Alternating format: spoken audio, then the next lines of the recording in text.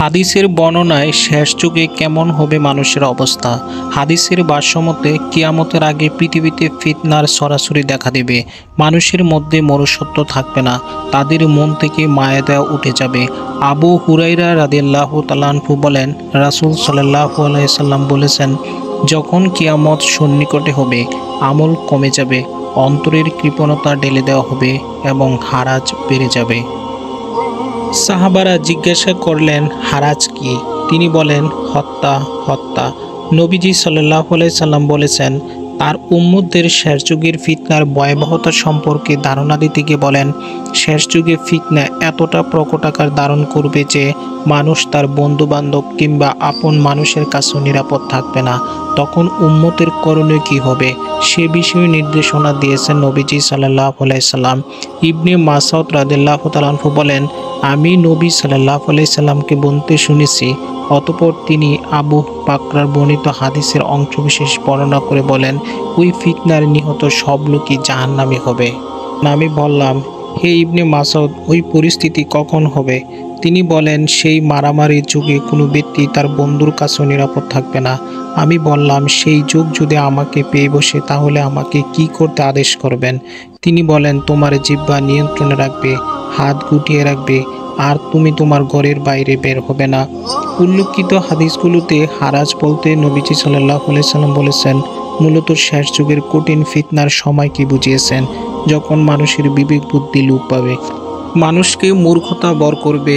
আবু মুসা আল আশারি রাদিয়াল্লাহু তাআলা আনহু থেকে বর্ণিত, তিনি বলেন, রাসূল সাল্লাল্লাহু আলাইহি সাল্লাম আমাদের বলেন, কিয়ামতের নিকটবর্তী সময়ে হারাজ হবে। বর্ণনাকারী বলেন, আমি বললাম, হে আল্লাহর রাসূল, হারাজ কি?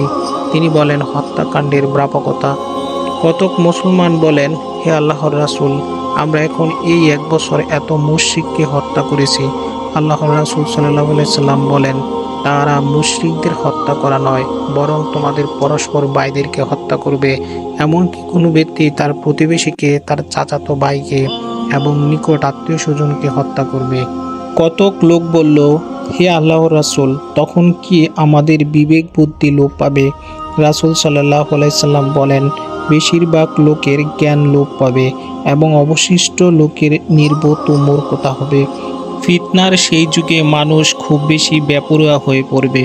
মূর্খতা ও সীমালঙ্ঘন তাদের এতটা পশু বানিয়ে দিবে যে তারা কোনো কারণ ছাড়াই খুন খারাপিতে জড়িয়ে পড়বে। এমনকি হত্যাকারীও জানবে না যে কেন তাকে হত্যা করা হয়েছে। যাকে হত্যা করা হয়েছে সেও বুঝে উঠতে পারবে না যে তাকে ঠিক কোন কারণে হত্যা করা হয়েছে। জিজ্ঞাসা করা হলো, কিভাবে এমন অত্যাচার হবে? তিনি জবাবে বলেন, সে যুগটা হবে হত্যার যুগ। এরূপ যুগে হত্যাকারী এবং নিহত ব্যক্তি উভয়ই জাহান্নামী হবে। তাই প্রত্যেক মুমিনের উচিত যে কোনো ধরনের ফিতনা থেকে নিজেকে দূরে রাখার চেষ্টা রাখা, নিজের জিহ্বার হেফাজত করা, যে কোনো ধরনের ঝগড়াঝাটি ইত্যাদি এড়িয়ে চলা, নিজেকে এবং নিজের আপনজনকে কোরআন হাদিস মোতাবেক জীবন গড়ার চেষ্টা করা, মানুষকে বেশি বেশি দিনে দাওয়াত দেওয়া, কারণ মানুষ যত বেশি দিন বিমুখ হবে সমাজ তত অস্থিরতা বাড়বে, মানুষের তত বেশি মূর্খতা বরকবে।